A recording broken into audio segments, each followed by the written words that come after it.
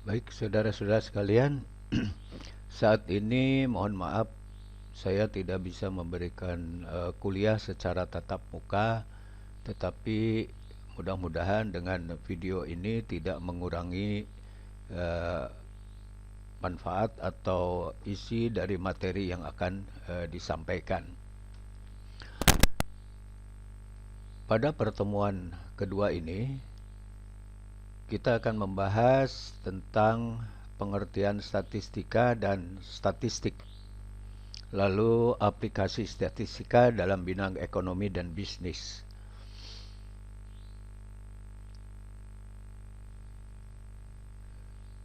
Statistik bisa diartikan sebagai data, ringkasan data. Tapi kalau statistika ada akhiran A, itu berarti ilmu. Secara umum memang ada dalam kata yang berakhiran A yang berasal dari asing, itu ada yang berarti ilmu. Contoh misalnya matematika. Matematika ilmu yaitu ilmu tentang matematik. Fisika ilmu tentang fisik. Logika ilmu tentang logik atau ilmu menalar. Etika ilmu tentang etik atau tata krama. Nah, begitu juga ekonometrika ilmu tentang ekonomi. Statistika berarti ilmu tentang statistik. Lengkapnya, statistika adalah ilmu tata cara mengumpulkan, mengorganisasikan, meringkas, dan menyajikan data dalam bentuk statistik. Kita nanti akan ada bahas tentang apa itu data dan apa itu statistik. Ini saja dulu tadi, mengumpulkan, mengorganisasikan, meringkas, dan menyajikan data dalam bentuk statistik dikelompokkan atau disebut dengan statistika deskriptif. Yang kedua, statistika juga dapat berarti sebagai ilmu tentang cara menduga atau tepatnya cara menaksir. Ilmu tentang cara menaksir parameter berdasarkan statistik. Ya. Jadi ini ada kata yang harus kita pahami lagi yang disebut parameter dan yang disebut statistik. Nah, ini adalah kelompok yang disebut statistika inferensi. Ya. Waktu pertemuan pertama kita sudah membahas diagram hierarki statistik, ya, statistika pembagiannya. Jadi kalau dijadikan satu, kita bisa mengatakan bahwa statistika adalah ilmu tentang tata cara mengumpulkan, mengorganisasikan, meringkas, dan menyajikan data dalam bentuk statistik, serta cara menaksir parameter berdasarkan statistik. Itu. Jadi yang akan kita pelajari, kita sudah ada di rangkuman di sini. Nah, untuk statistika bisnis 1 itu membahas tentang statistika deskriptif. Nanti di semester berikutnya ada statistika bisnis 2, itu akan membahas statistika inferensi. Baik, itu tentang statistika. Nah, ini penjelasannya sekarang. Jadi berdasarkan cara dan hasil pengolahan datanya, statistika dapat dibagi menjadi dua bagian, yaitu statistika deskriptif, artinya tadi meringkas, menyajikan data sehingga menjadi statistik. Sedangkan statistik inferensi menaksir parameter melalui statistik. Nanti di sini cirinya adalah ada menguji hipotesis. Di pertemuan di semester yang akan datang kita akan membahas tentang bagaimana menguji hipotesis atau generalisasi statistik menjadi parameter. Sedangkan berdasarkan orientasi asumsi, statistika inferensi dapat dibedakan menjadi dua statistika, yaitu statistika parametrik, asumsinya berdasarkan fungsi distribusi parameter. Sedangkan statistika non-parametrik, asumsinya tidak berdasarkan fungsi distribusi parameter. Apa yang dimaksud statistik dan apa yang dimaksud parameter tadi, ya? Statistik adalah ringkasan data yang mencirikan karakteristik, ya, atau sifat-sifat suatu sampel atau suatu contoh atau suatu terok. Jadi sampel ini ada paling tidak saya mendapatkan 3 istilah. 1 sampel, 2 contoh, 3 terok. Biasanya kalau ahli-ahli dari IPB Bogor itu senang menggunakan kata contoh. Tapi kalau dari ITB menggunakan kata terok. Tapi secara umum menggunakan kata sampel. Ini saya sampaikan supaya kalau Anda membaca buku statistika menemukan istilah terok, contoh, nah itu sama dengan sampel. Jadi kembali, statistik itu ringkasan data yang mencirikan sifat-sifat atau karakteristik suatu sampel. Sampel artinya sebagian, gitu ya, sebagian dari populasi. Contoh nanti ada misalnya sebutan statistika penduduk. Berarti ringkasan data tentang penduduk. Statistika ekonomi berarti statistik tentang sifat-sifat atau karakteristik ekonomi. Statistik pertanian, statistik pendidikan, dan seterusnya. Ya, itu jadi berupa ringkasan data. Biasanya di kantor-kantor suka ada berupa tabel, ya, ditayangkan di papan, tabel dan sebagainya, itu data statistik.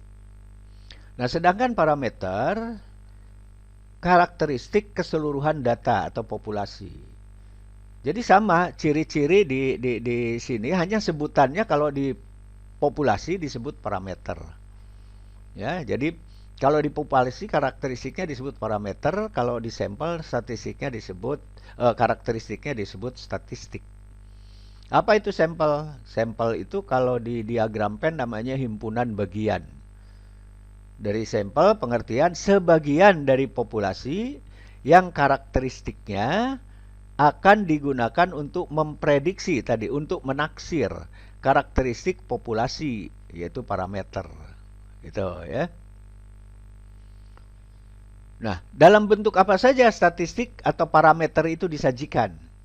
Karena tadi kan mengumpulkan, mengorganisasikan, meringkas tadi ya, lalu menyajikan. Nah, data-data berupa statistik itu dapat disajikan dalam bentuk satu tabel. Ya, waktu Anda SLTA itu ada belajar membuat tabel, diagram, menghitung rata, simpangan baku, median, modus. Hanya bukan di mata pelajaran statistika, tapi di mata pelajaran matematika. Karena memang ini merupakan cabang dari matematika. Jadi yang pertama berupa tabel. Nah, tabel itu adalah statistik, ya. Tabel distribusi frekuensi, tabel distribusi frekuensi kumulatif, tabel silang atau cross tabulation, ya. Lalu diagram atau diagram lah ya.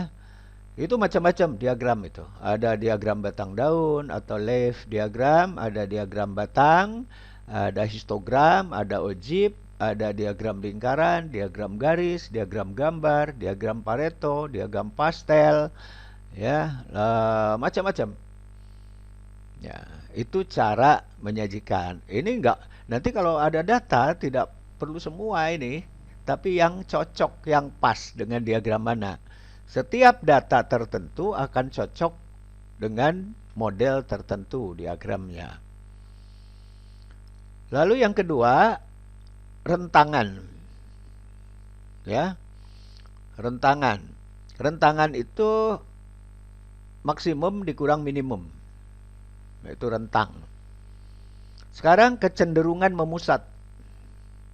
Kecenderungan memusat ada 3 yang paling terkenal. Satu rata atau mean atau rata-rata gitu ya. Kalau saya tanya orang anak-anak ekonomi kakak kelas itu bilangnya mean gitu.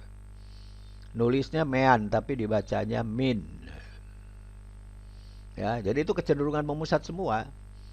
Dan ini mungkin waktu di SLTA Bapak Ibu gurunya mencontohkan ada sekelompok data, kemudian disuruh menghitung Anda atau menentukan raratanya, mediannya, modus, dan proporsinya. Nah, itu sesungguhnya nanti tidak tepat. Jadi data, jenis data, nanti kita pelajari jenis-jenis data, itu cocoknya statistiknya berupa apa? Apakah median, rata, modus, atau proporsi yang pas untuk data tersebut. Jadi tidak semua data harus atau setiap data dihitung ini ya enggak. Contoh misalnya begini, contohnya. Kita ingin tahu rata produksi telur peternak bebek ini, ingin tahu rata produksi telur setiap minggu. Apa ya, seminggu, dalam seminggu lah gitu. Lalu dia mencatat tiap hari. Hari Senin dia ada misalnya 50 telur. Dia pungut dari kandang, lalu hari Selasanya 45. Hari Rabunya 51 misalnya dan seterusnya sampai hari Sabtu. Atau sampai hari Minggu lah itu. Nah, setelah genap sampai hari Minggu, lalu dia dihitung dalam seminggu itu rata-rata berapa butir. Nah, nanti kalau dihitung dengan rata, kecenderungan memusatnya jadi lucu nanti. Karena akan ketemu rata produksi telur asin sebanyak misalnya 42,3 butir. Mana mungkin kan ada telur bebek 40,3. Mesti utuh. Kalau telur bebek ya 40 ya 40. Ya, kalau 41 ya 41. Nggak mungkin ada 0,3-nya kalau telur. Ya. Sehingga tidak pas dia menggunakan rata. Tapi menggunakannya bukan median, tapi modus. Modus itu dalam 7 hari, berapa yang paling sering muncul? Angkanya itu, atau jumlah telurnya itu yang paling muncul, yang paling sering berapa? Apakah 37, apa 38? Artinya yang paling banyak dia di hari apa saja, gitu ya. Nah, itulah pakainya modus, bukan pakai rata. Itu contoh aja ini. Jadi kecenderungan memusat yang akan kita pelajari nanti ini rata atau rata-rata, median, modus, proporsi. Tentunya ya disesuaikan dengan itu. Nah, kembali tadi tentang kecenderungan memusat. Kalau tadi produksi telur misalnya hitungannya dicatat itu bukan butir telurnya, tetapi di kilo, ditimbang. Hari Senin sekian kilo, hari Selasa sekian kilo. Nah, kalau itu pasnya bukan dengan modus, tapi pasnya dengan rata. Ya, baik. Nanti kita akan perdalam nanti. Kenapa sekarang kalau dengan kilogram kok pakainya rata? Gitu. Karena kilogram bisa saja, misalnya ratanya tadi 37,5 atau 3 kilogram. Ya bisa. Ya, tapi kalau tadi 37,3 butir ya nggak bisa kan? Itu contoh. Sekarang sebaran. Sebaran bentuknya ada berupa yang disebut simpangan baku dan variansi. Variansi ini sebetulnya ya hanya simpangan baku dikuadratkan gitu. Nah, ini adalah menunjukkan sebaran. Jadi data itu menyebar atau tidak. Misalnya kalau ada data 5 5 gitu, semua 5 itu. Ada apa namanya? Maka simpangan bakunya ya tidak ada simpangan wong sama semua. Simpangan itu kan selisih atau perbedaan, ya, perbedaan dengan rata. Nanti kalau 5 5 5 5 raratanya 5. Nah, data yang lain tidak ada simpangannya 0. Maka simpangan bakunya disebut 0. Ya. Nanti kalau ada berbeda aja satu, nah pasti ada simpangan baku. Raratanya dicari, nah itu. Lalu variansinya tinggal dikuadratkan. Kuartil juga, nah kuartil itu sebetulnya gunanya, jadi tidak sembarang kita kapan menggunakan kuartil. Ya kalau kita mau menjadikan data menjadi 4 kelompok. Kuartil itu adalah 4 kelompok. Nah, batas-batas kelompoknya yang berdampingan itu disebut kuartil. Jadi kalau kita misalnya ada minimum sampai maksimum dibagi 4, dibagi 2 dulu, baru masing-masing bagi 2 sehingga ada 3 batas. Batas pertama, batas kedua, yang tengah batas ketiga. Nah, tiap batas inilah disebut kuartil. Yang pertama disebut kuartil pertama, kedua disebut kuartil ketiga, 2, dan yang ketiga disebut kuartil ketiga. Desil. Desil juga sama, itu posisi. Jadi ini menunjukkan posisi. Ya. Nah, koefisien variansi, ya ini kaitannya dengan variansi, sehingga ya untuk sebaran tadi ya. Sekarang keterkaitan. Keterkaitan satu dengan yang lain itu statistiknya berupa korelasi namanya. Korelasi, hubungan.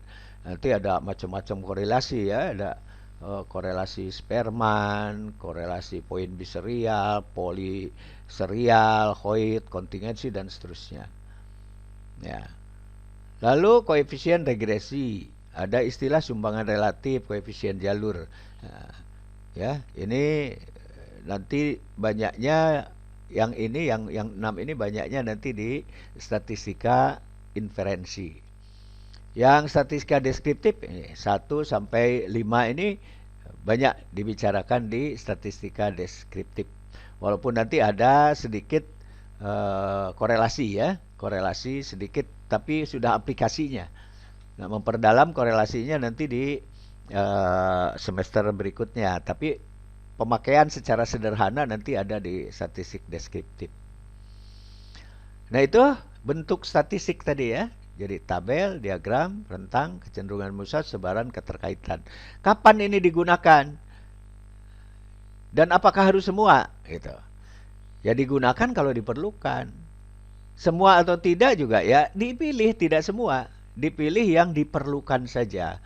Kalau perlunya hanya tabel, ya tabel. Perlunya hanya rata, ya paling gabungan. Gabungan dari beberapa boleh. Tapi yang keseluruhan ya tadi tidak perlu. Seperti tadi juga kan produksi telur asin atau telur bebek itu nggak perlu ini kecenderungan memusatnya semua itu. Apalagi ini diagram. Diagram ya cukup mewakili aja 1 atau 2, paling kalau untuk mempertegas gitu, tabelnya 1 ya, lalu ini 1 begitu. Ya, itu sajian. Tapi ya kembali tergantung kepada pertanyaan atau yang diinginkan. Inginnya apa gitu. Yang diinginkan juga harus disesuaikan dengan jenis data. Baik, kita berlanjut. Nah, bagaimanakah membedakan statistik dan parameter?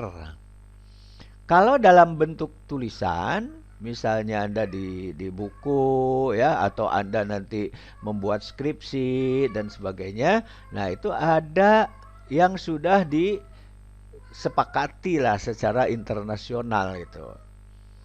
Jadi kita tidak bisa, bukan tidak bisa ya, kita diharapkan untuk menyesuaikan kira-kira bisa diakui oleh banyak orang. Oleh karena itu harus menggunakan simbol yang bisa diakui oleh banyak orang, baik dari dalam maupun luar negeri.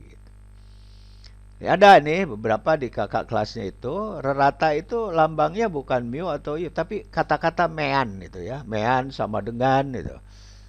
Nah, itu sebaiknya karena ini masuk cabang matematik pakai lambang.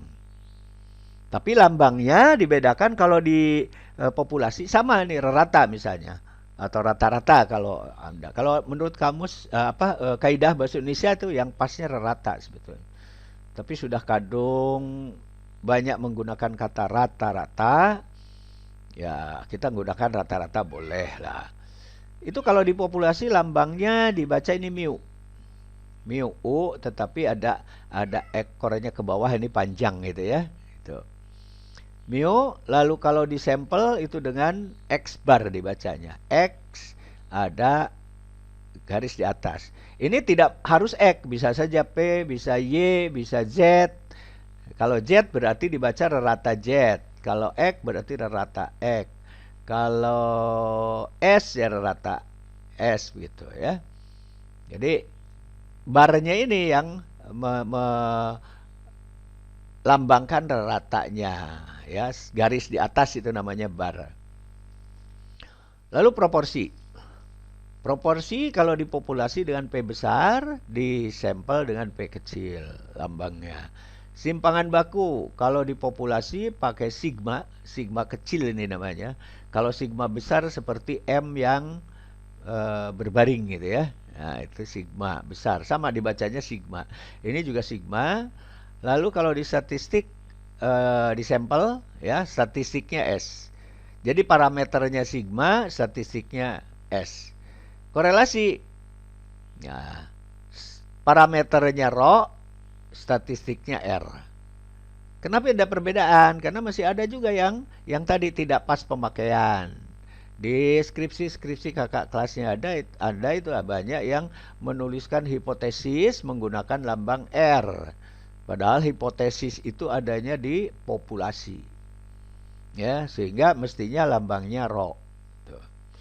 Koefisien regresi, ya, kalau di populasi lambangnya beta, kalau di statistik B dan seterusnya. Ini banyak lab, tapi yang paling banyak dipakai ini, yang paling banyak dipakai. Ya. Baik, itu tentang lambang, membedakan dari lambang, membedakan parameter dengan statistik, melambangkan karakteristik populasi dan karakteristik sampel. Nah, bagaimana manfaat statistika dalam bidang ekonomi dan bisnis? Ya. Saya berharap Anda mulai memanfaatkan teknologi, memanfaatkan internet. Ya, ini salah satu contoh aja. Anda bisa klik ini, ya, bisa klik. Atau kalau Anda mau mencari, tinggal di copy ini atau diketik ini di Google, buka dulu Google-nya, lalu Anda ketik manfaat statistika dalam bidang ekonomi dan bisnis. Nah, ya, enter, wah, nanti itu akan keluar. Keluar banyak sekali. Ini saya ambil contoh salah satunya ini. Ya, salah satu ini, maka ini saya klik gitu. Nih, ya. Maka akan nyambung langsung ke satu blog ya. Ini kebetulan dari blog, bisa saja dari web, dari apa gitu ya. Ini ya, ini dia manfaat statistik dalam ekonomi, sehingga Anda bisa mencari tahu informasi di sini ya. Tuh. Ya. Jadi jenis-jenis statistik, manfaat untuk bidang ekonomi ya. Jadi mulai sekarang Anda harus sering-sering begitu. Kalau saya selorohnya, gurauannya ya tanya ke Mbah Google lah gitu. Jadi sebelum kuliah atau sambil ini banyaklah nanya kalau ada yang nggak ngerti. Ini tidak hanya untuk statistik, untuk mata kuliah apapun Anda bisa seperti itu. Ya. Anda bisa browsing ya, mencari tahu. Silahkan nanti Anda tinggal mencoba. Dan kalau dibaca yang ini kan permasalahan di perusahaan, jenis-jenis dunia statistik Ya, istilah dalam statistik yang penting. Jadi ini ada nih statistik deskriptif, statistik inferensi. Tadi kita sudah bahas manfaat dalam bidang ekonomi ada banyak ya. Nah, ini untuk itu. Kita kembali lagi ke eh, yang tadi ya. Kembali lagi eh, ya ke PowerPoint ya. Kembali lagi, mana tadi PowerPoint-nya? Ya. Ya, ya. Kita lanjut sekarang. Contoh aplikasi statistika dalam bidang ekonomi dan bisnis. Ya. Contoh penerapan ilmu statistika ekonomi pada bisnis. Salah satu contoh dari penerapan ilmu statistika ekonomi pada bisnis yaitu penggunaan indeks tendensi bisnis, disingkat ITB, bukan Institut Teknologi Bandung, tapi indeks tendensi bisnis. Apa itu indeks tendensi bisnis? Nah, ini indeks tendensi bisnis adalah indikator atau ciri-ciri ya perkembangan ekonomi terkini yang datanya diperoleh dari survei tendensi bisnis. Jadi ada alat surveinya, STB. Jadi ITB diperoleh dari STB yang dilakukan oleh Badan Pusat Statistik yang bekerja sama dengan Bank Indonesia. Dengan variabel pembentuk indeks tendensi bisnis yaitu pendapatan usaha, penggunaan kapasitas produksi, dan rata-rata jam kerja dengan memasukkan 9 sektor yang ada antara lain. 9 artinya nanti antara lain tidak seluruhnya ya. Yang pertama pertanian, sektor pertanian, peternakan, kehutanan, dan perikanan. Ya, ini dijadikan satu indikator satu pertimbangannya. Lalu pertambangan dan penggalian. 3 industri pengolahan. 4 listrik, gas, dan air bersih. Berikutnya konstruksi. 6 perdagangan, hotel dan restoran. 7 transportasi dan telekomunikasi. 8 keuangan, persewaan, dan jasa. Dan bisa nambah lagi tergantung dari kesepakatan antara yang memanfaatkan statistik gitu ya. Tadi ITB dengan yang mengolah data. Berikutnya adalah di bidang ilmu manajemen. Misalnya untuk menentukan struktur gaji, menentukan pesangon, menentukan tunjangan karyawan. Nah, itu perlu hitung-hitungan, perlu statistik. Lalu menentukan jumlah persediaan barang. Nah, ini berdasarkan statistik misalnya begini. Toko lah, sebuah toko swalayan atau di pasar atau di mana ya. Toko lah kalau yang formal misalnya. Atau serba. Itu dicatat setiap hari, dia dicatat lakunya berapa sebuah barang itu ya, lakunya berapa. Nanti dilihat dia trennya. Nah, biasanya umumnya itu di awal-awal bulan, tanggal 1 sampai tanggal 10, itu terjual banyak. Nanti di pertengahan antara 11 sampai 20 lah, 25 itu ya, itu sedikit. Nanti kalau di akhir bulan, itu dia naik lagi. Ya. Kenapa ya bisa begitu gitu. Tapi kan secara logika sederhana bisa diduga, ditebak. Kalau awal bulan itu banyak pegawai gajian, terutama pegawai negeri, PNS. Nah, itu gajian dia. Awal bulan, wah, dia banyak belanja gitu. Nanti kalau pas di tengah-tengah ini udah pengetatan pengeluaran. Nah, kalau di akhir itu biasanya pegawai swasta. Nah, banyak sekarang perusahaan-perusahaan ya, instansi swasta yang menggaji karyawannya di akhir bulan. Sehingga ya banyak juga yang belanja gitu. Nah, itu kan perlu dicatat, dan dicatat itu adalah statistik tadi kan, mengorganisasikan, mengumpulkan, mengorganisasikan, lalu dibuat statistiknya berupa tabel, berupa apa.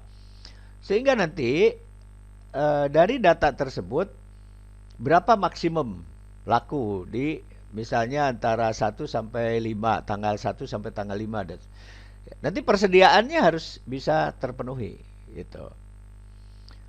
Berikutnya untuk evaluasi produktivitas karyawan. Karyawannya ini produktif apa enggak gitu. Nah, itu perlu dicatat dia. Ya, misalnya tiap produksi barang lah misalnya, atau ya barang yang paling mudah sih, contoh barang. Sehari dia menghasilkan berapa barang. Ya kalau misalnya membuat kemasan gitu ya, dari plastik. Nah, itu berapa kemasan dia mampu dalam sehari. Nah, itu dicatat ya. Kalau masih ada kemungkinan bisa ditingkatkan, tingkatkan lagi dari catatan itu. Lalu evaluasi kinerja karyawan, ya, tidak produktif, tidak masalah produksi tapi kinerja. Itu dievaluasi, itu dicatat juga itu. Ada komponen-komponen yang disebut dengan kinerja itu apa? Ya, misalnya datang tepat waktu, itu untuk disiplin misalnya itu, atau dia menyesuaikan apakah target kerja ya, dia punya target kerja. Itu dievaluasi. Nah, itu memerlukan statistik. Lalu berikutnya di bidang pemasaran misalnya. Di bidang pemasaran, ya, contohnya misalnya ya, untuk mengetahui preferensi konsumen atau persepsi konsumen terhadap sebuah produk. Lalu penelitian dan pengembangan produk. Menganalisis potensi pasar. Segmentasi dan diskriminasi pasar. Ya, ini nanti kalau teorinya tentang ini kan akan Anda baru semester 2, nanti akan diperdalam teori-teori tentang ekonominya. Ini hanya manfaat statistiknya. Nanti akan menggunakan statistik gitu untuk menganalisis potensi pasar itu. Lalu untuk meramalkan penjualan. Ya. Penjualan misalnya tiap hari dicatat nih penjualan mobil atau penjualan HP merek apa gitu, dicatat. Nanti akan kalau digambarkan secara grafik dia akan terlihat. Ya, misalnya di bulan Januari 30 unit terjual. Nanti di bulan Februarinya dilihat 32. Maretnya 35. Nah, kalau digambar itu oh iya, ini trennya naik gitu ya. Sehingga nanti kita bisa memprediksi, oh bulan kesekian itu diprediksi akan terjual sekian. Karena akan terjual sekian, maka hubunganlah dengan tadi produk yang harus diproduksi berapa jumlah. Sebab berarti kalau tidak komunikasi, ya berarti kan akan mandek itu jumlah penjualannya karena barangnya nggak ada. Sekarang minyak goreng nggak ada. Nah, itu penjualannya kan mandek, nggak bisa bertambah. Jadi, kalau ada itu nanti akan bertambah lagi. Nah, ini untuk meramalkan penjualan. Ya. Meramalkan penghasilan. Ya bisa, karena penjualan ini kan ada kaitannya dengan penghasilan. Yang berikutnya untuk melihat efektivitas kegiatan promosi. Ya, misalnya Anda melakukan promosi, adakan penelitian, itu perlu statistik. Promosi model apa? Sekarang ini kan banyak, ada melalui TikTok, ya, melalui apa namanya, Facebook, ya, melalui running tag, ya, yang berjalan, melalui baligo, melalui leaflet dan sebagainya. Itu mana yang efektif? Ya jelas produk yang berbeda ya akan jenis promosinya juga efektif yang berbeda pula. Nah, begitu juga nanti untuk penetapan harga. Untuk menetapkan harga produk itu ya perlu statistik. Ya, karena nanti harga itu kan akan komponennya adalah diantaranya adalah biaya produksi. Ya, biaya produksi sekian, lalu ada mengambil keuntungan, nah, lalu jatuhlah di harga. Di bidang ilmu ekonomi pembangunan, misal analisis pertumbuhan ekonomi, inflasi, dan suku bunga. Ya. Lalu untuk pertumbuhan penduduk, pengangguran, dan kemiskinan. Dicatat itu kan. Bulan ini yang lahir berapa, yang meninggal berapa.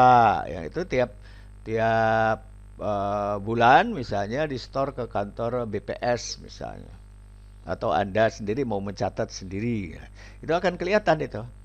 Ya, pertumbuhannya, dia ada pertumbuhan dan itu perlu statistik.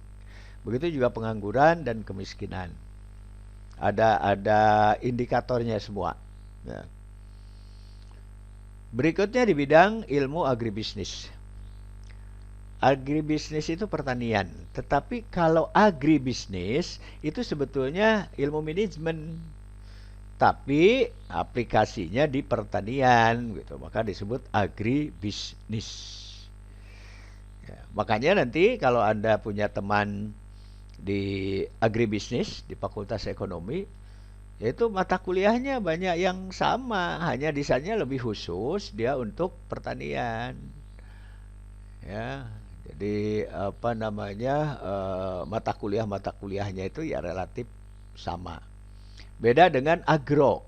Kalau agro teknologi, ya berarti itu tanam-tanaman, pengembangan bibit, ya dan sebagainya. Atau agro bisnis, ya itu bedanya agri dan agro gitu.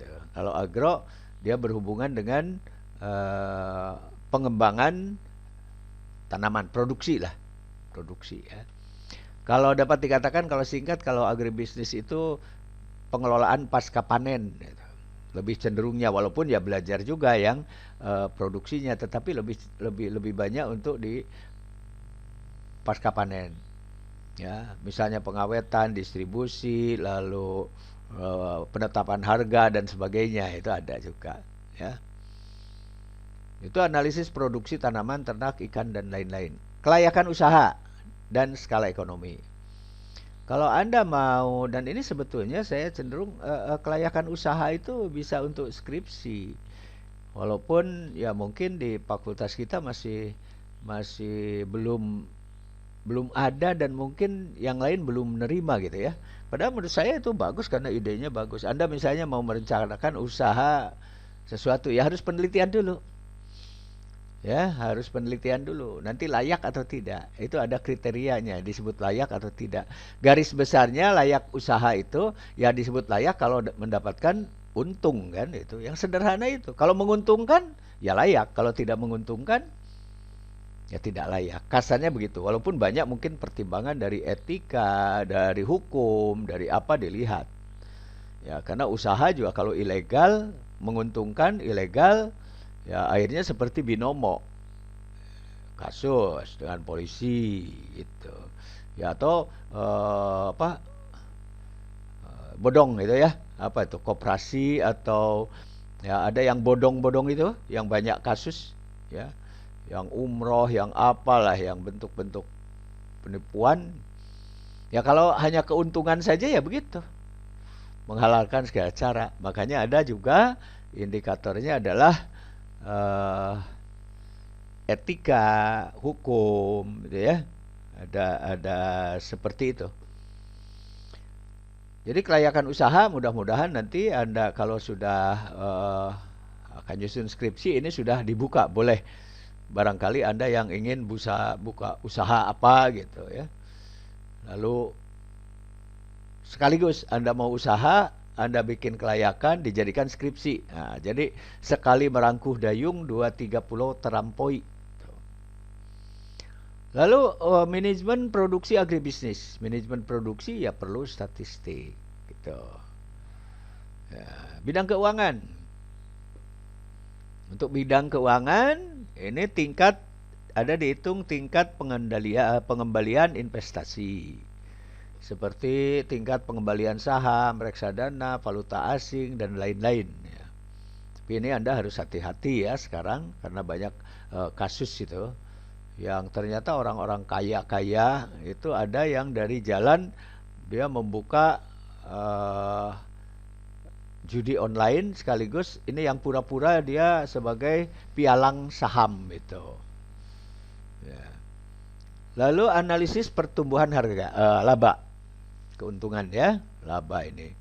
Jadi analisis ini, apa makin menurun, apa makin naik atau datar-datar saja. Nah, itu bisa dilihat atau bisa ini dengan statistik gitu. Manfaat statistik gitu. Bidang akuntansi. Ya. Penentuan standar audit barang dan jasa. Penemu depresiasi barang dan jasa. Analisis rasio keuangan. Nah, itu menggunakan statistik. Nah, ya. Jadi untuk pertemuan kali ini Anda silahkan. Saya berharap ini dilakukan